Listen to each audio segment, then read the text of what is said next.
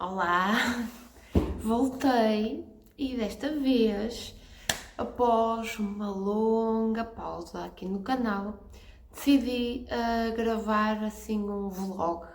Não sei muito bem como é que vai funcionar, se vou se vou inserir partes da minha vida normal ou se vou só focar em leituras, mas eu senti mesmo esta necessidade de gravar porque estou a ler coisas muito interessantes que me têm feito pensar muito. E portanto eu achei que era a altura ideal para regressar, senti mesmo essa vontade.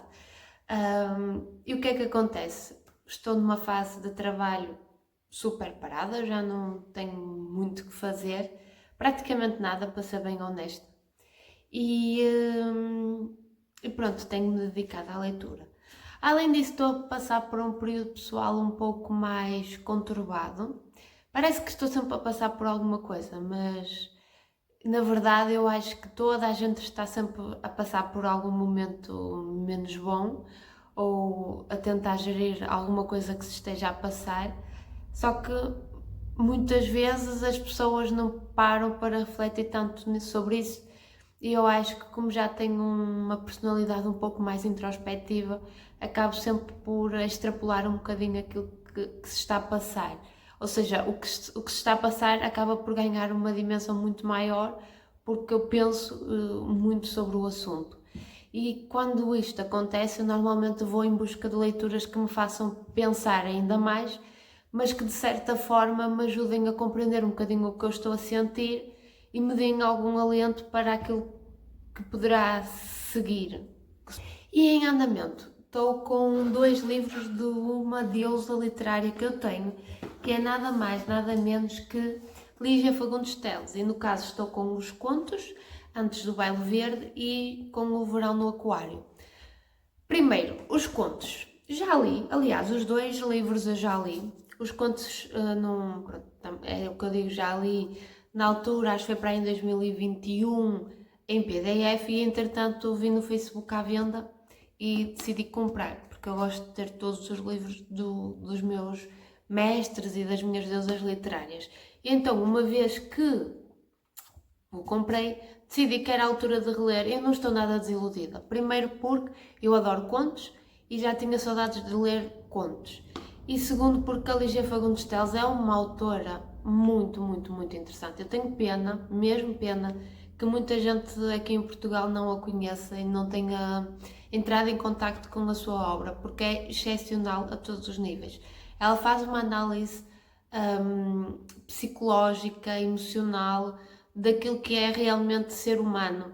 Apresenta aqui nos contos tantos casos diferentes, mas com uma profundidade tão lúcida que é impossível ficar indiferente. E depois, a escrita dela também me cativa imenso porque está sempre carregada de muito simbolismo, quer seja através das cores, quer seja através dos ambientes que ela constrói, quer seja através da música, e portanto são contos que eu adoro ler, adoro analisar, e tanto que adoro analisar que eu perco imenso tempo de manhã. Agora eu tenho lido estes de manhã, eu perco imenso tempo a ler, a reler, a se rabiscar, como podem ver aqui. Eu adoro estudar estes contos, e então tem sido assim, como vos hei de dizer, uma boa forma de escapar à realidade, mas enfrentando-a na mesma. Não sei se faz sentido.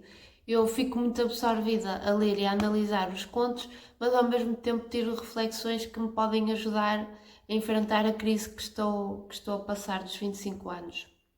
Crises existenciais. Eu tenho em todas as idades, pelo que eu tenho vindo a perceber, mas esta tem sido um pouco mais forte. Mas de qualquer das formas, estou a adorar. Hoje li, qual é que foi? Um encontro em Xangai, como é que é? Não é assim. Meia-noite em Xangai. Meia-noite em ponto em Xangai, assim é que é. Um conto espetacular. Não foi, contudo, dos meus favoritos, mas eu gostei bastante. Nós aqui conhecemos uma cantora de ópera, talvez, uma grande artista, que está em Xangai, atuou para um público. Ela tem um empregado chinês que é muito competente, percebe tudo o que ela diz e consegue interagir muito bem com ela. Ela também tem um cãozinho e encontra-se lá com não sei, um empresário, talvez um agente, algo desse género, que lhe diz que ela foi perfeita, que teve uma atuação sublime. Contudo, ela mostra-se sempre um pouco insegura nas entrelinhas. Ela trata tudo, trata principalmente o criado com muita autoridade, com muito desprezo, com muito preconceito, mas mostra-se muito insegura em relação àquilo que foi a sua performance. Não diretamente, mas indiretamente nas entrelinhas. E, portanto, o seu agente, digamos assim, chegou a dizer-lhe que Shakespeare tinha dito que se a perfeição dura num tempo... Não, desculpem. Se a perfeição dura no tempo um só minuto, como queria Shakespeare, Madame atingiu o seu minuto esta noite. Ao que ela vai dizer mais tarde, mais à frente, que e se aquele tiver sido apenas o seu minuto? Ela diz, Stevenson, você disse que a perfeição dura um minuto. E ele responde, Shakespeare, Madame Shakespeare. E ela, tenho medo de ter alcançado já o meu minuto. E o agente diz que, segundo meus cálculos, o minuto da Madame durará ainda algumas centenas de concertos. E, portanto, despede-se dela. Com esta fala dela, nós já percebemos que existe alguma insegurança. E depois ela também menciona outra cantora em que, dando a entender que se considera um bocadinho inferior, com menos capacidade do que essa cantora que ela menciona. Portanto, temos aqui uma pessoa que, por trás de tanto glamour, de tanta riqueza, de tanto luxo, com tanta superficialidade e desprezo pelos outros, ela acaba por se mostrar também frágil e insegura, tendo em relação àquilo que são as suas capacidades e o seu talento. Além disso, depois ela fica sozinha, só com um empregado, pede até para o empregado dizer que ela não está disponível para ninguém, e no fim existe assim uma parte meia de terror, porque sente que as ruas estão vazias lá fora, mas também sente que está alguém dentro de casa. E o criado não responde, portanto fica assim em aberto se é o criado que a tenta matar, por exemplo, devido aos comentários muito preconceituosos que ela tem ao longo da conversa com o seu agente, ou se será apenas o medo e a solidão dela a vir à superfície de uma forma mais irracional. Portanto, adorei este conto porque realmente é o sucesso mascarado de insegurança, de solidão, da frustração da própria personagem. Ela sente-se frustrada porque não está 100% realizada com aquilo que ela sente.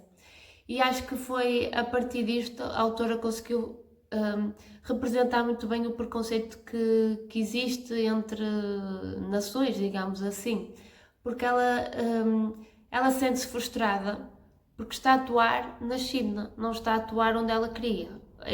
Ela idealiza atuar em Londres, para um público mais civilizado na perspectiva dela, mais moderno, mais europeu, mais requintado. E na verdade está na China, apesar de estar a ter muito sucesso lá, não é isso que ela procura. E o facto dela não querer atuar na China é porque realmente sente desprezo pela nação, sente que eles são inferiores, que eles não servem para nada. E mesmo quando ela fala em relação ao seu criado, ela é extremamente preconceituosa e é muito... Tem uma visão mais do que preconceituosa, nem vos sei explicar, mas eu vou ler aqui uma parte que demonstra aquilo que eu estou a tentar dizer. Ela disse... Esse chinês não existe, esse chinês o criado. Pode-me ver nua, pode-me ver de qualquer jeito, tanto faz. Para mim, ele não existe. Não sei explicar, mas não o considero realmente como gente. É como esta poltrona, este copo, esta almofada. Ou melhor, é como um bicho. Não me dispo diante do meu pequinês, que é o cão. É tão bom assim, fico tão à vontade. Acho que vou encaixotá-lo com a minha bagagem. Meus criados andam impossíveis. Portanto, ela desconsidera-o completamente. Vai muito além do preconceito, vai mesmo à desconsideração, ao desprezo que ela sente por ele. E, portanto, no fim fica assim meio aberto de o que é que terá acontecido ou o que é que poderá acontecer depois do final, mas acaba assim de uma forma, com um ambiente, assim, uma aura de terror psicológico. E eu gostei muito deste conto. E portanto, não foi dos meus favoritos. Um dos meus favoritos foi Apenas um Saxofone, gosto muito do Antes do Baile Verde. E havia aqui outro que eu já não me lembro. E o primeiro, foi o primeiro, exatamente. Onde é que ele está? Deixa-me cá ver. Chama-se Os Objetos, adorei este também, com muitas análises que nós podemos tirar. E portanto, aqui com a Lígia Fagundes Teles, na coletânea de contos, estamos assim, adorei. E depois, o que eu estou a dar em andamento, como já vos mostrei, é o Verão no Aquário. Porquê é que eu fui buscar? Porque nós aqui temos uma jovem adulta que se chama Raíza e ela tem imensos problemas. Ela não sabe quem é, não sabe o que é que irá fazer, tem um relacionamento muito conturbado com a sua mãe, vive muito presa no passado porque o pai faleceu e ela era muito ligada ao pai. E portanto, o facto dela se sentir tão desorientada com aquilo que ela é, com aquilo que ela irá fazer, fez-me querer ler este livro, porque eu própria me estou a sentir muito desorientada em relação àquilo que sou e àquilo que quero fazer no futuro. E portanto foi por isso que eu fui buscar. Este livro fala sobretudo em dores de crescimento e fala sobretudo em sairmos do aquário. Aqui o aquário é uma metáfora, um símbolo para o conforto, a acomodação, mas eu ainda não cheguei propriamente a essa parte, não é? Porque ainda só estou na página 52, vou entrar agora no capítulo 4. Mas para já, o que eu li hoje teve aqui algumas reflexões interessantes, porque nesta fase nós temos no capítulo 3, por exemplo, a Raíza, a nossa protagonista, encontra-se com o amante dela, que é o Fernando, ou melhor, a Raíza é que é amante do Fernando porque ele é que é um homem casado. E ela começa a evocar outros namorados que teve no passado e assim, e chegam a falar sobre um que eu acho que se chama Diogo, que aparentemente faleceu, mas era uma pessoa extremamente lúcida. Porque chegou a dizer-lhe que ela não o amava, que estava com ele, mas não o amava, e disse: "Você tem medo de ficar sozinha, Zazá, você tem medo, e por isso me seguro embora não me ame." E com isso acaba ficando mais só ainda, porque você tem tanto medo assim. Portanto, aqui já temos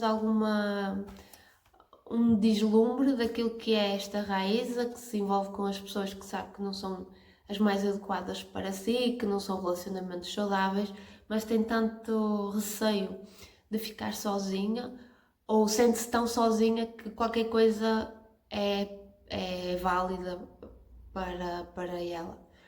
Enfim, vou-vos mantendo mais em contacto aqui. Para já é isto que nós temos e vamos falando. Olá! Então, hoje é dia 10 de julho, portanto o dia seguinte, e tenho alguns updates para vos dar. Então, continuamos aqui com Lígia Fagundes Teles, Antes do Baile Verde.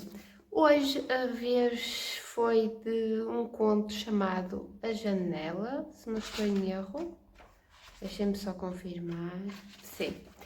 A Janela, um conto muito triste, muito melancólico, muito angustiante, em que basicamente nós temos o encontro de uma mulher e de um homem, que aparentemente são desconhecidos um do outro.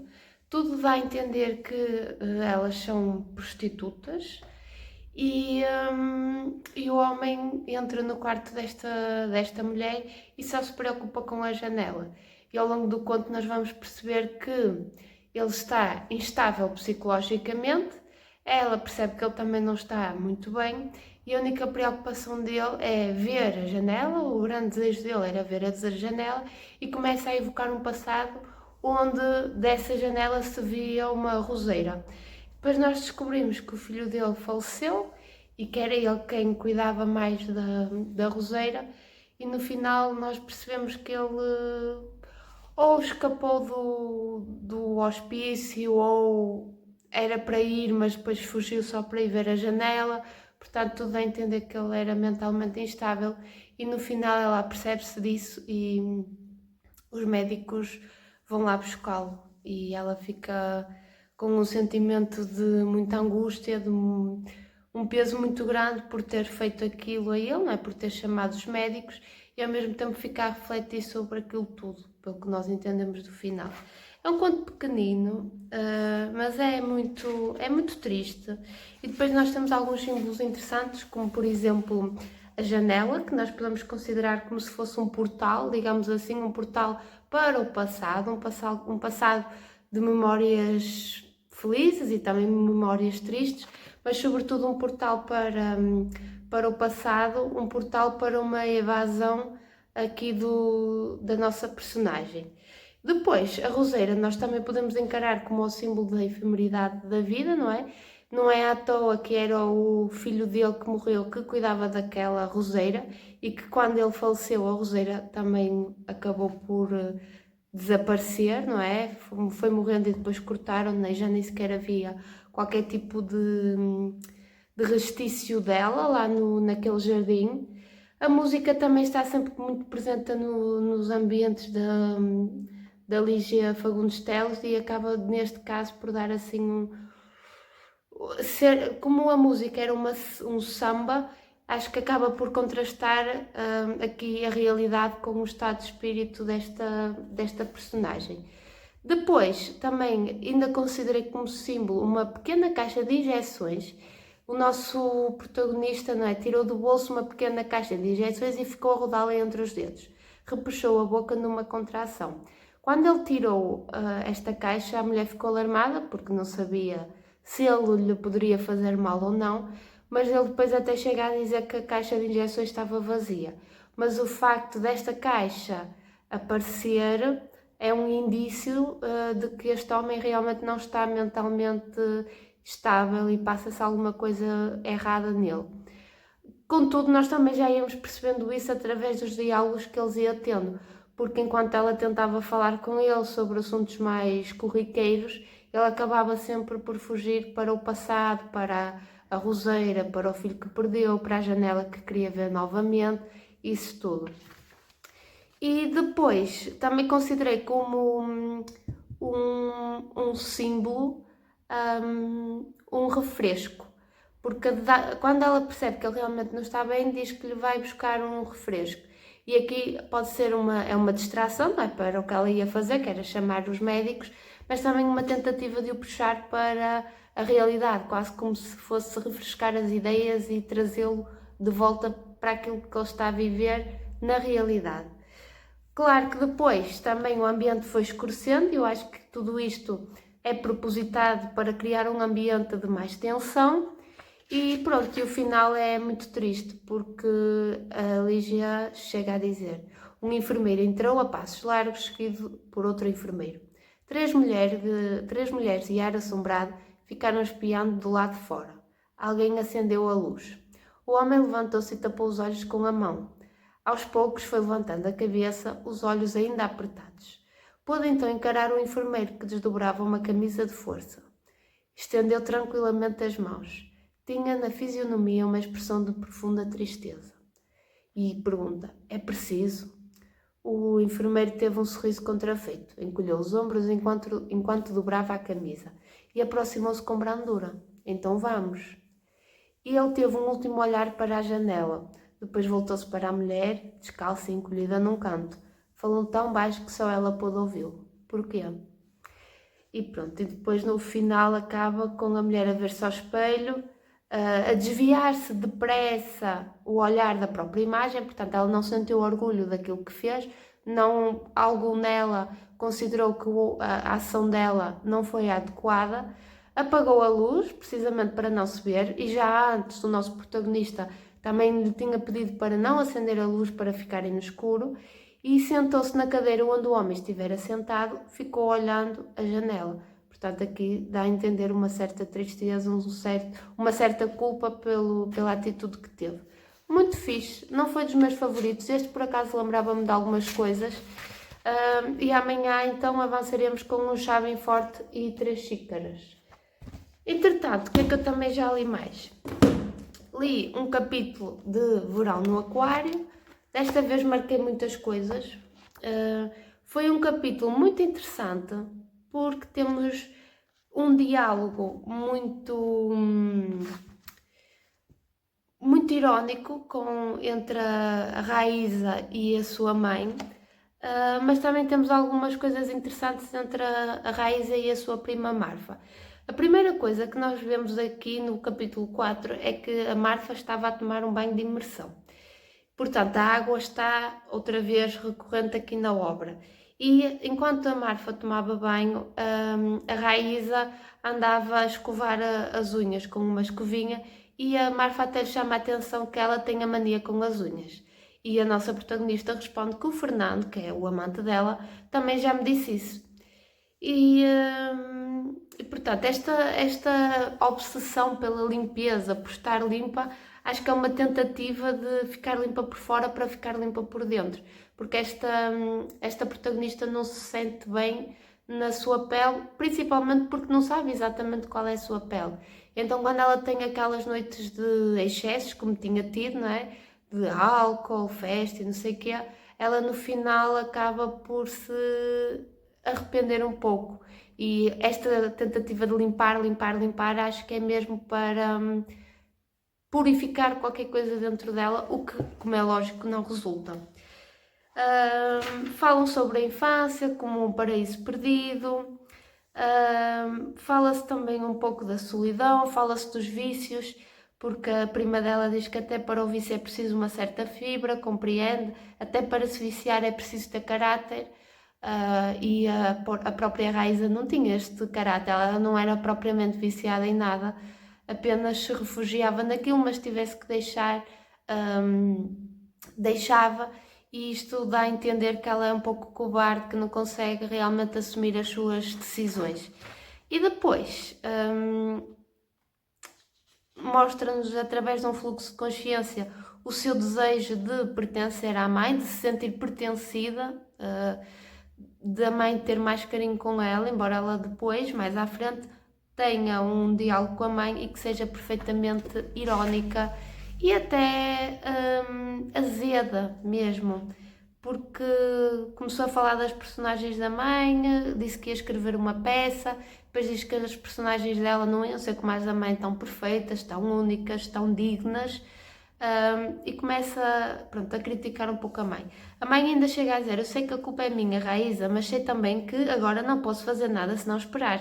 Um dia conversaremos, filha, um dia ainda conversaremos, ou então nem será preciso. Portanto, esta conversa dá a entender que há uma certa necessidade, tanto de um lado como do outro, de haver uma conversa para esclarecer angústias e feridas do passado.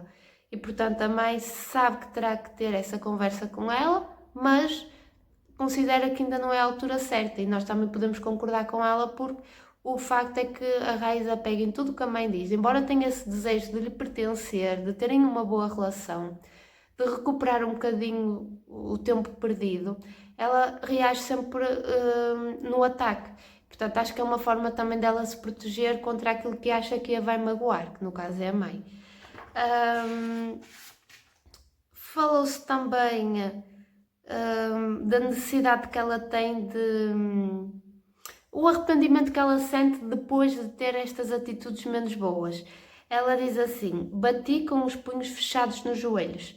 Porque eu dissera aquilo à minha mãe? Porquê? Era como se ao meu lado houvesse uma outra Raíza a me vigiar para que não esmorecesse nunca, para que prosseguisse agredindo, porque assim tínhamos decidido. Portanto, ela decidiu proteger-se desta forma e agora, apesar de achar que não faz tanto sentido e que se quer reconciliar com a mãe, ela não se consegue abstrair desta ideia que pré-definiu. Agrida para não ser triturada, dizia essa outra. Mas que esperança podia haver nessa luta? E o que me impelia a lutar? O ódio, o amor. É certo que às vezes reagia com a coragem daquele pincel a abrir caminhos, num ardor que podia tanto fazer parte de uma defesa como de um ataque. Eram os momentos em que acreditava na minha vocação e achava possível voltar novamente ao piano. A fé na carreira faria renascer minha fé na vida. Portanto, ela acha que ao ter um propósito mais vincado a nível profissional, que provavelmente ia se tornar uma melhor pessoa. Só que estes episódios que ela tem são muito voláteis, portanto ela agora está a pensar assim, mas depois acaba por, enfim, esquecer um bocadinho isso. Volta a falar de ex-namorados, fala também de um homem com quem passou a noite, o Rodolfo, que estava muito entusiasmado, o tinha achado muito interessante, contudo, quando acordou no dia seguinte à beira dele, sentiu-se enjoada e enojada com tudo aquilo. E portanto, depois falam de outra festa, a prima fala-lhe de outra festa e ela diz: Não contem comigo, Marfa, vocês me aborrecem. Sempre as mesmas frases, os mesmos gestos, é cansativo. E a verdade é que ainda tenho a chama. Sabe o que é a chama? Quero viver no claro, quero participar.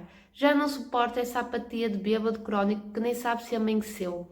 O egoísmo de ficarmos à margem de tudo, olhando o próprio umbigo. Portanto, ela aqui demonstra um certo desejo de ser melhor, de ser uma pessoa mais íntegra, mais digna, porque ela refugia-se neste mundo assim boémio de loucuras e de bebedeiras, de sexo ocasional, mas no fundo não é aquilo que ela sente que precisa, só que ainda temos que lutar muito, não é? Ainda temos muitas páginas do livro para ela tentar alcançar isso e eu já sei de antemão que ela não vai conseguir não ir à festa, portanto. Depois ela fala sobre. Tem aqui uma ideia muito engraçada de. Porque a prima diz que nós não somos capazes nem sequer de mudarmos o nosso metro quadrado, portanto, aquilo que nos rodeia, quanto mais pensarmos em fazer coisas maiores. E a Marfa diz-lhe muito assertivamente: Mas se nem neste nosso miserável metro quadrado a gente pode interferir, compreende? Vamos, peça à sua mãe que não venda a nossa casa, gostamos tanto dela, lá passamos a infância. Seria tão triste perdê-la. Peça à tia para mudar a fórmula de uma das suas essências, ao invés de jasmim, que use cravos brancos e vá em seguida pedir à Dionísia que faça uma torta de maçã. Ela faz na perfeição as tais tortas de maçã, peça-lhe uma. Sua mãe dirá que são realmente muito tocantes as recordações infantis, etc e tal, mas precisa de dinheiro, a casa será vendida. Tia Graciana contará uma historinha de flores e continuará usando jasmins, porque decidiu assim e assim será, compreende? E Dionisa poderá fazer uma torta, mas será de laranja, não é tempo de maçãs. Serve de laranja? Portanto, aqui quase a prima adota esta perspectiva de que não é possível mudar aquilo que nos rodeia. Mas se ela quiser tentar, que nada a impede. Mas ela também, através destas palavras, acaba por acusá-la um bocadinho de cobardia, porque sabe que ela não é capaz de ter esta assertividade e dizer aquilo que quer e aquilo que precisa. Depois ela está a ver tudo do sétimo andar, porque elas têm uma casa de infância que está para ser vendida, mas estão a morar num apartamento no sétimo andar. E depois ela diz uma coisa muito curiosa acerca dessa metáfora do metro quadrado. Meu metro quadrado está aqui dentro, pensei fechando as mãos. E nele era só eu quem decidia. A casa continuava sendo nossa, a essência de jasmins tinha o perfume de cravos e a torta de laranja tinha o sabor de maçã. Nesse metro quadrado, minha mãe pedia que eu deitasse a cabeça no seu colo para me afagar, como fazia quando eu era criança. Meu pai, vivo ou morto, não importava, exibia para nós a face descoberta enquanto que as palavras todas seriam ditas. Não, a morte não ficaria com mais nenhuma. Tio Samuel recortaria com a tesourinha o rei de copas, feliz por ter chegado ao coração do baralho. E nesse espaço também caberia André. Nem tinha importância que ele não me amasse. Eu amava por ele e eu amava por todos.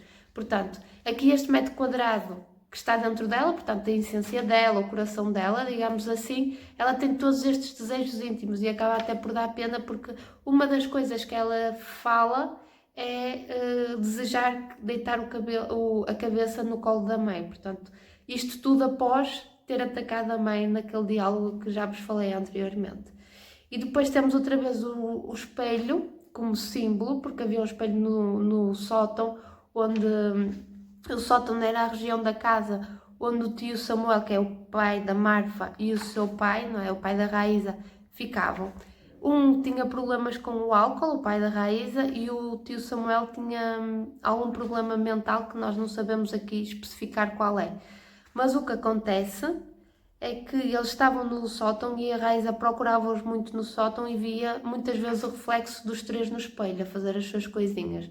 Portanto, o facto de eles irem para o sótão também não é aleatório. Normalmente no sótão é onde nós guardamos as coisas que não têm tanta utilidade no nosso dia a dia e, portanto, aqui é quase como se estas personagens estivessem, como é que é de dizer, do outro lado da sociedade, fossem os marginalizados, não só pela sociedade, mas também pela própria família. E o espelho realmente é o espaço onde eles se enquadram os três. Portanto, esta imagem que ela vê no espelho fica-lhe até aos dias atuais e, portanto, acho que é quase como se fosse o reflexo também dos momentos felizes dela, que ela, como diz também neste capítulo, foram poucos momentos felizes, mas foi a infância que ela teve. E, portanto, é isso. É isso que nós temos. Depois ela termina o capítulo dizendo: quando descubro que há pessoas que julgava odiar, sou livre, Murphy. Quando sou livre, sou boa. Então fico feliz, porque tenho sempre tanta vontade de ser boa. O que é pena é que, por vezes, o ódio vem ao de cima e, portanto, esta vontade de ser boa não permanece linearmente no tempo. Ela vai oscilando sempre, como nós vamos ver nos próximos capítulos. E foi isto que eu li acerca do Verão do Aquário, um capítulo muito, muito rico, adorei, e tenho gostado de ler devagar porque realmente quero mesmo apreciar e analisar a história. E pronto, amanhã é outro dia e falaremos. Hello! Já se passaram muitos dias desde que eu gravei a última vez e hoje estou aqui com a Clarinha e com a mãe. Mãe, diz olá. Olá! Olá. O que é que nós estivemos a fazer hoje? Ver Stranger Things. Não, bem memórias. Os vídeos já lá vi. Não foi? Vídeos antigos, não foi? Uhum. Em que a Clarinha tinha 2 anos, era muito pequenina, muito fofa, não falava quase nada. Mas já para a idade até já falava bem, em comparação a muitos, falava bem. E pronto, e agora ela quer mostrar o livro que eu lhe ofereci esta semana quando fomos ao shopping. Qual é o livro? Mulherzinhas. Que é uma adaptação, eu acho que é uma adaptação, acho que não está aí o livro completo, de certeza. É uma adaptação do clássico, que também tem filme. Queres abrir e mostrar as imagens? Está muito fofinho. Muito fofo. Tu já leste quantas páginas?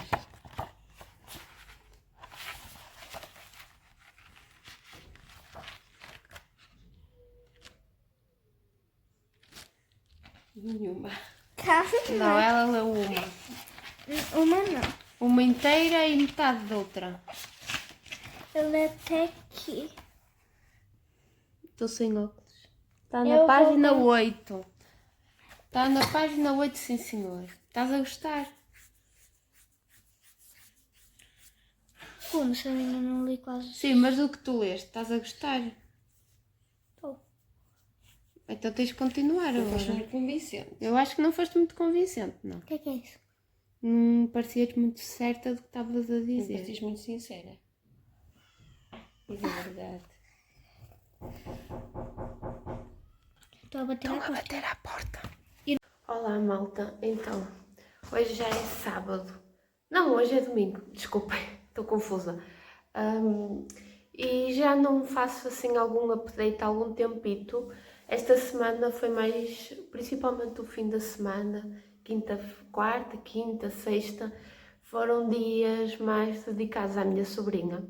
Ela esteve em minha casa, fizemos montes de coisas juntas, andámos de patins, fomos ao parque, enfim.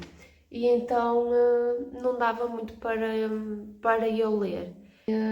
Pronto, entretanto, hoje, domingo de manhã, já estive a ler um bocadinho e quero-vos fazer assim uns updates, porque já avancei um bocadinho nas leituras.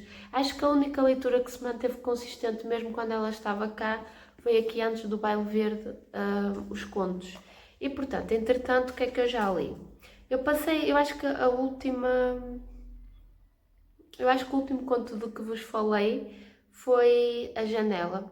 Entretanto, li Um Chá Bem Forte e 3 Xícaras. Gostei muito desse conto, fala um pouco da traição, tem muita simbologia. Basicamente nós temos um cenário muito idílico num jardim. A nossa protagonista é a Maria Camila e ela está no jardim com a sua empregada e falaram várias vezes em flores e falaram várias vezes principalmente da rosa. Entretanto, estavam a preparar um chá porque iam receber uma convidada e depois nós vamos a saber que a convidada que está para chegar é na verdade a amante do marido da Maria Camila.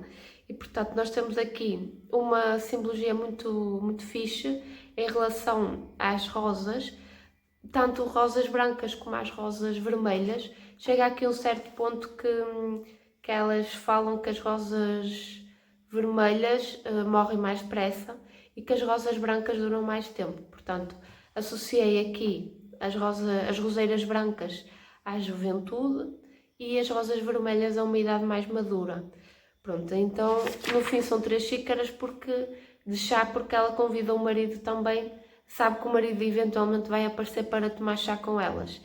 Depois temos sempre a presença da música, que ainda torna aquele cenário mais idílico, mais perfeito, que depois acaba por contrastar muito com o mundo interior desta personagem que sabe que é traída, mas ainda assim gosta de manter as aparências, não sabe o que fazer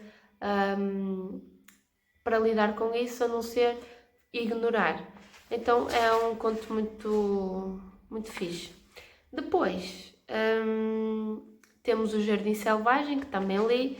Gostei deste, embora não me tenha agradado tanto. Basicamente temos a nossa protagonista que está a narrar o conto e ela fala do tio Ed e de uma Daniela. Portanto, este tio Ed casou com a Daniela e no final recebem a notícia de que esse tio Ed faleceu, morreu. E ficam um bocadinho transtornados, não é? E depois foca-se muito nesta imagem, nesta personagem que é a Daniela, que supostamente logo o conto inicia dizendo que Daniela é assim como um jardim selvagem. Um jardim selvagem porque ela tinha atitudes que não se coadunavam com a realidade da época. Portanto, era uma mulher livre, selvagem, gostava de tomar banho em cascatas, pronto, era muito apegada à natureza e assim. E o que a distinguia de todas as outras mulheres, além dessas atitudes, é que ela usava uma luva na mão direita. E depois acabamos o conto termina com a insinuação de que foi esta Daniela que matou o marido. Portanto, não me chamou assim tanta atenção, achei engraçada a simbologia da luva, mas nada de mais. Entretanto, seguia-se o conto Natal na Barca, mas eu não o li, não o reli, porque estava muito calor e não tinha nada a ver com o Natal, então eu não quis ler. Passei à frente. Entretanto, temos a Ceia, que eu já não me lembro muito bem deste. Este acho que é muito fixe. Este, nós temos um protagonista... Não.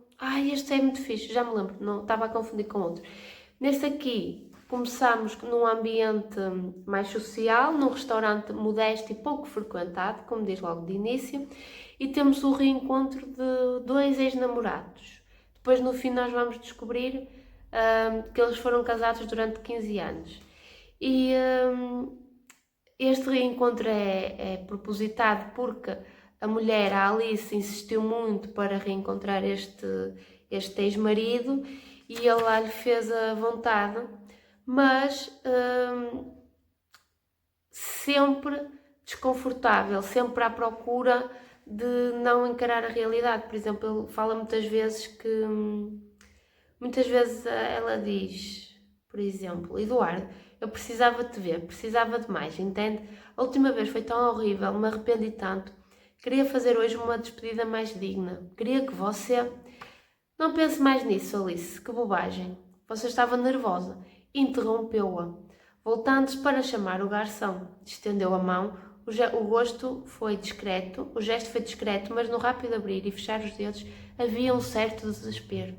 acho que jamais seremos atendidos. Portanto, de todas as vezes que a Alice convocava o passado de alguma forma, principalmente remetendo para este último encontro que eles tinham tido, que correu muito mal, ela fez uma cena horrível, ele tenta sempre mudar de assunto.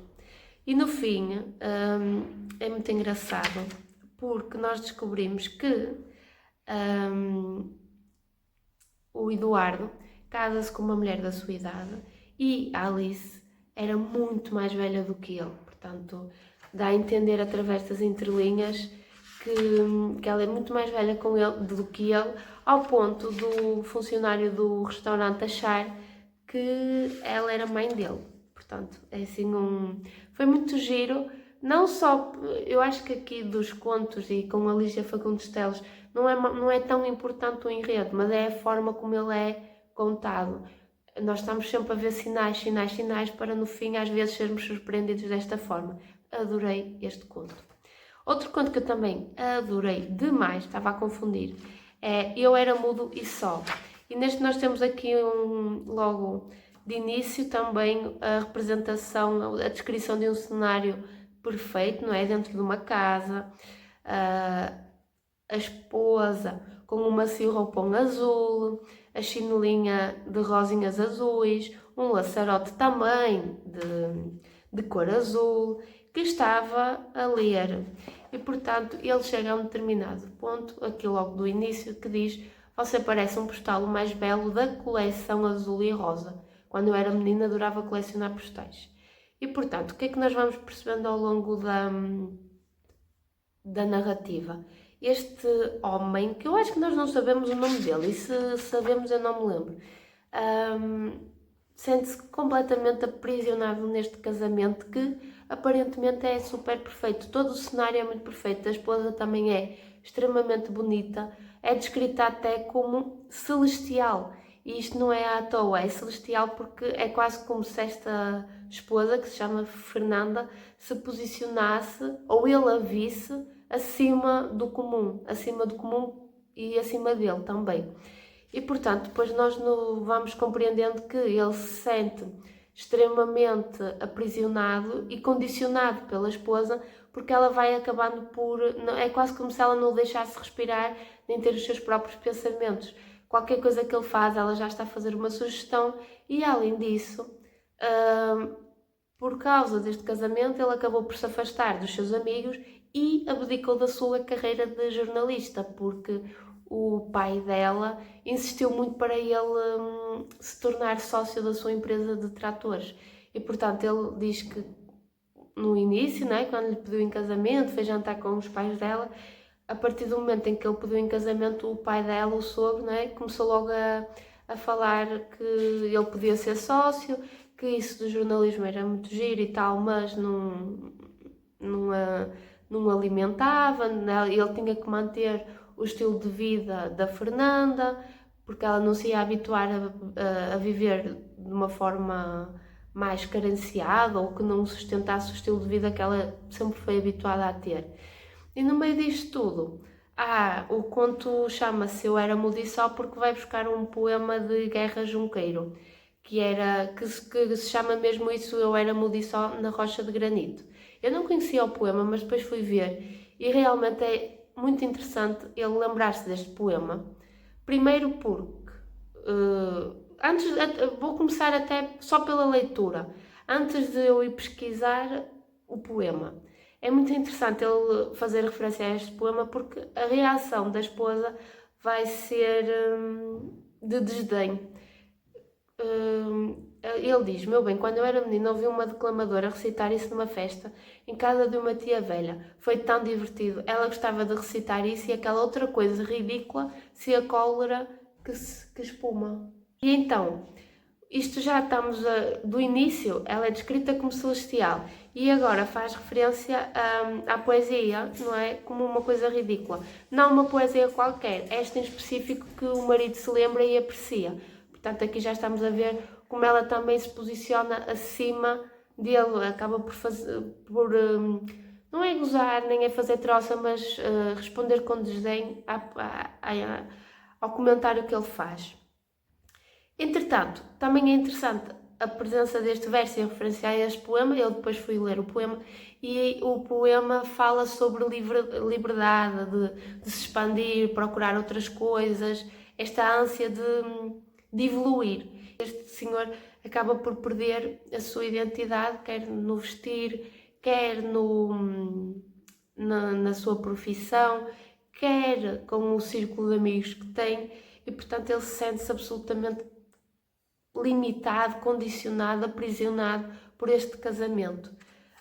O que acaba também por ser irónico, porque supostamente é um casamento perfeito, numa casa perfeita, com bastante dinheiro, e enfim.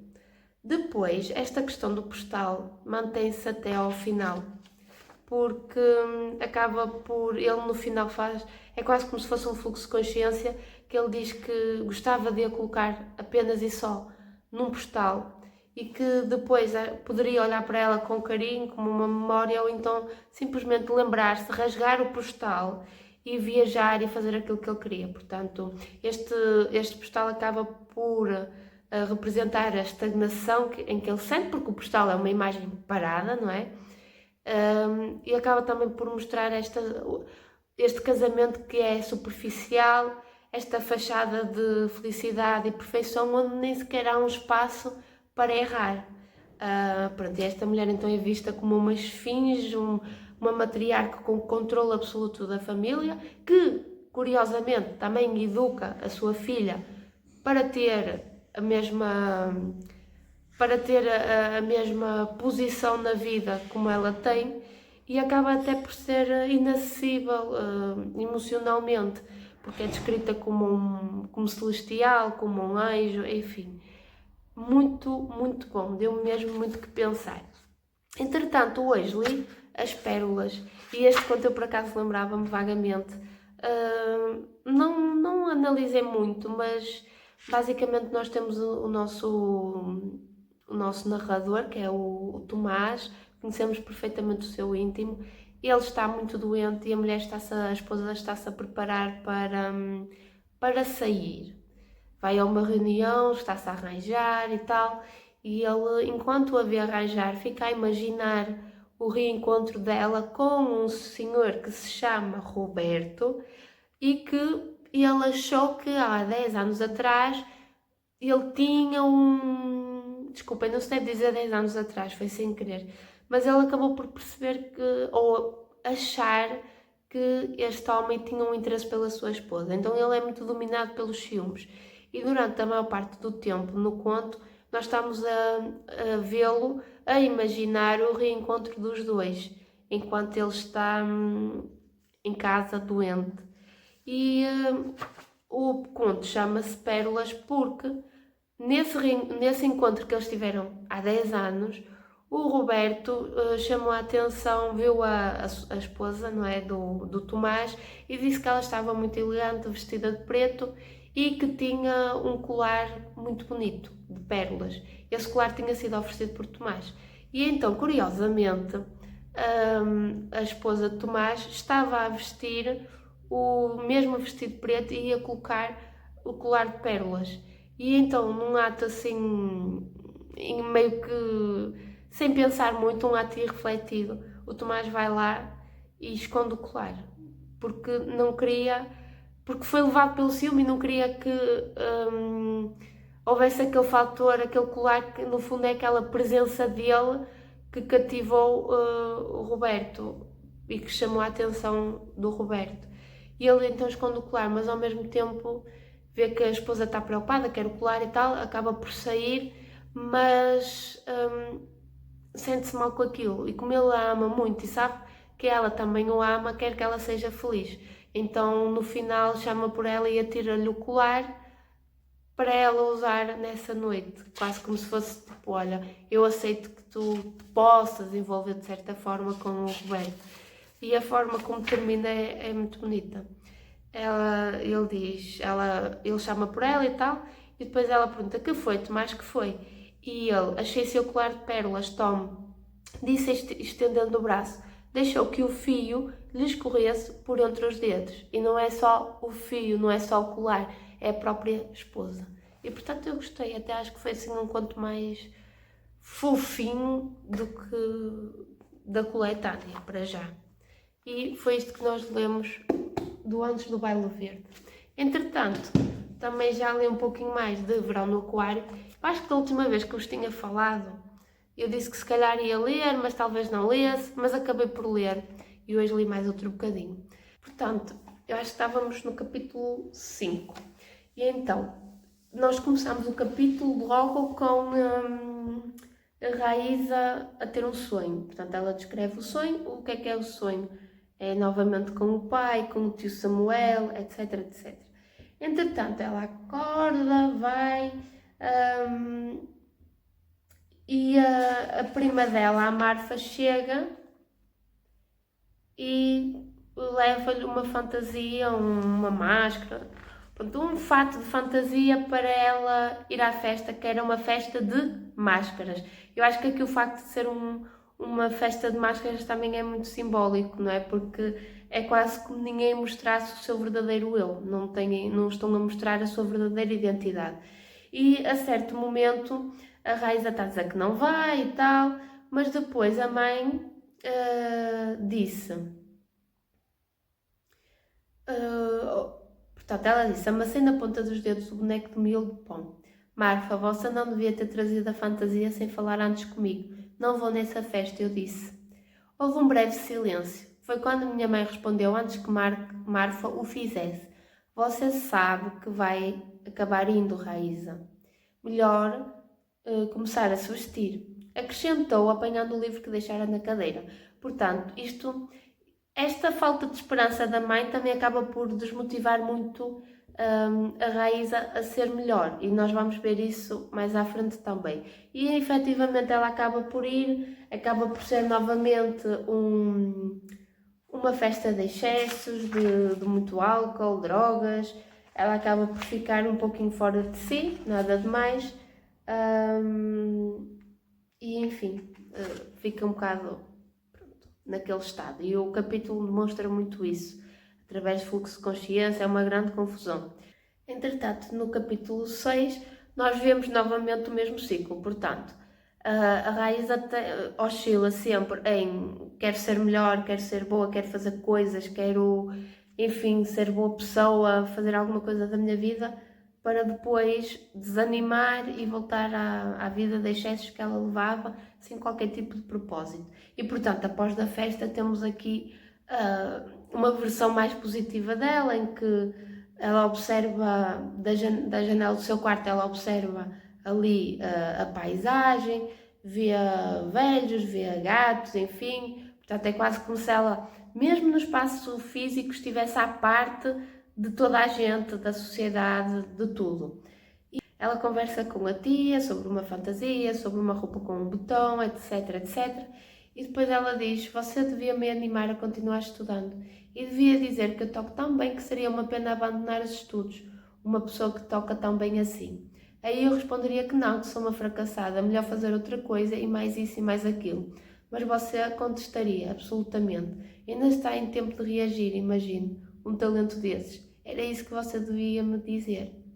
Ela estendeu uma xícara. Tomo logo esse café e me deixe trabalhar, que a janta está atrasada. Olhem, desculpem, ela não foi a falar com a tia, foi com a empregada. Eu confundo a tia com a empregada.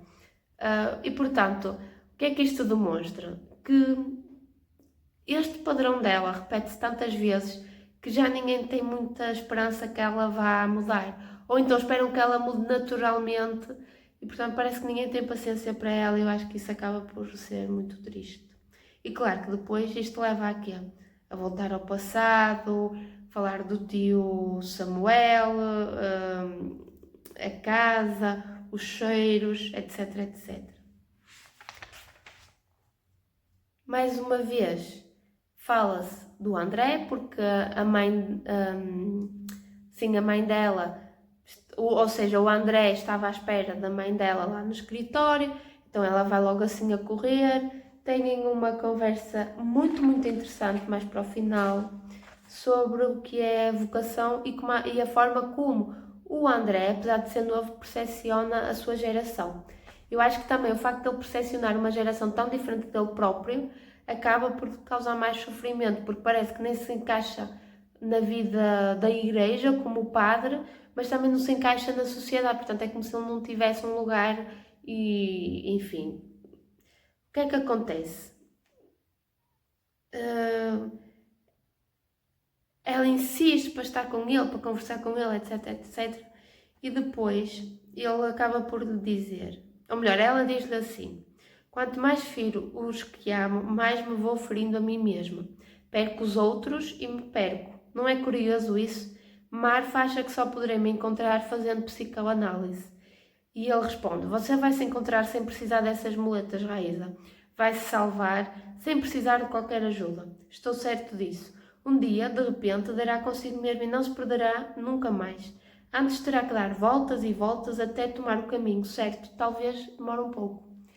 E pronto, tem assim um diálogo mesmo mais filosófico, mas a Raíza não se consegue abstrair um bocadinho, não consegue controlar um bocadinho o sarcasmo dela e, enfim, continua a magoá-la um pouco. Portanto, ela diz: André, eu te amo. E ele diz: não, você não me ama, você cismou comigo. Tudo não passa de um simples capricho. Prosseguiu ele, pondo-se a andar de um lado para o outro como um animal enjaulado. Eu não pretendia dizer-lhe o que vou dizer, mas você vai ficar insistindo. Pois bem, talvez seja melhor esclarecermos de uma vez por todas o seu interesse por mim. O seu interesse por mim existe exclusivamente porque você desconfia de que a sua mãe e eu são amantes, completa ela. Deixa-eu terminar. Exatamente, é esse o seu juízo a nosso respeito e desse seu juízo nasceu essa ideia de amor. Mas você confunde amor com ciúme. Tem ciúme dela e fica então a desafiá-la o tempo todo, atormentando-a de um modo incrível. Então a semideusa já andou fazendo as suas queixas? Perguntei ela. E, claro, ele responde: nunca Patrícia fez a menor referência a isso. Está-me ouvindo, jamais ela se queixou de alguém. Engano-se eu quando me chama de Atlas. O gigante é a Patrícia, a sustentar o peso desta casa nos ombros. Você não conhece a sua mãe. E, portanto, eles continuam neste registro. E eu gostei muito deste capítulo porque o André foi mesmo muito sincero e muito direto com ela. E, entretanto, primeiro falaram do amor e depois, entretanto, falaram sobre esta questão dos objetivos e de carreira e de ter algum propósito. E ela diz: eu seria uma pianista medíocre. E ele diz: sempre o orgulho. Por que haveria de ser medíocre? Por acaso já experimentou ir mais além? Experimentou, já dizia Bergson, não podemos saber até que ponto conseguiremos chegar se não nos pomos logo no caminho. Portanto, ela entranhou na sua cabeça esta coisa de que não consegue, que é medíocre, que não presta e não se permite a experimentar. E é muito isso que ele disse. E mais à frente ele diz: Reis, eu já disse tantas vezes, a fé também é um hábito. Habitue-se a acreditar, concentre-se pelo amor de Deus, concentre-se. Com isso fará a sua mãe feliz. Ela está magoada demais. Não é justo magoá-la dessa forma. Vamos, prometa que vai mudar, que vai ser uma moça responsável, reta. E pronto, ela acaba por ficando com esta ideia, mas não avança. Entretanto, também fala-se, é engraçado porque terminamos com este diálogo e o capítulo seguinte aparece a Marfa, que apesar de não ter nenhum diálogo ou melhor, não ter aquelas conversas que a Raíza tem de vai ser melhor, de vou fazer isto e aquilo, ela é muito pessimista, mas ela age, portanto ela tinha 3 livros para traduzir, estava a trabalhar por aí fora. Entretanto, o que é que temos mais de...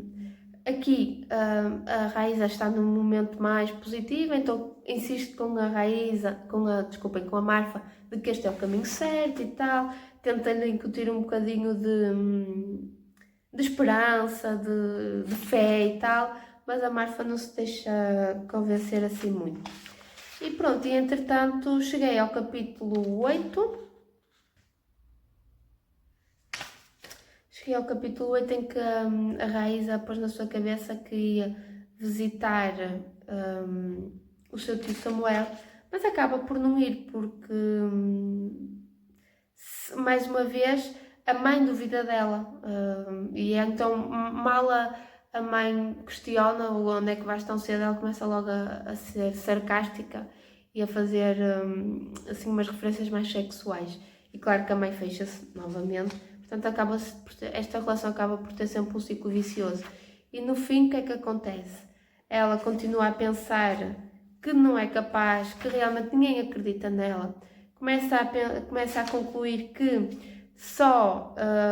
queria que acreditasse, o facto dela querer que acreditassem nela e nas suas intenções, era para se sentir melhor. Portanto, ela sabe que as suas intenções ao ir visitar o seu tio Samuel não eram genuínas, ela só queria aprovação, validação, e não teve. E como não teve, acaba por cair outra vez no ciclo mais negativo e apanha um táxi e ao início não sabe muito bem por onde ir, começa a resistir, mas acaba por dar um endereço que suponho que seja do Fernando. E pronto, e ficamos por aqui, e já dei os updates todos aqui sobre as minhas leituras. Entretanto, só vos quero mostrar 2 livros que comprei, que são uma leitura que eu acredito que faça mais levezinha, que é esta, Filhos da Costa Sul, de Manuel Arouca.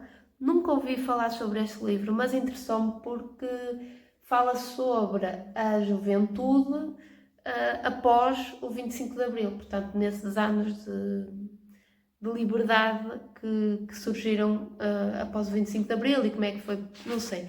Não sei muito deste livro, nunca tinha ouvido falar, mas o tema interessou-me muito e estou muito ansiosa. E depois, para aproveitar uma promoção, também comprei este aqui, A Vida do Castelo Rock, de Alice Munro, não sei. É uma escritora do Canadá. Portanto, também não sei nada sobre este livro, mas achei que poderia me interessar e parece assim muito de verão. Portanto, quem sabe não seja uma boa leitura agora para estas próximas semanas. Confesso que estou muito ansiosa para ler este, mas não quero começar a ler mais livros. Já tenho 3 leituras em andamento e quero terminá-las, porque eu sinto que já não termino um livro há algum tempo. E pronto, malta, é isto. Não sei se o Ricardo já está à minha espera para irmos às compras, mas vamos falando um bocadinho. Tchau!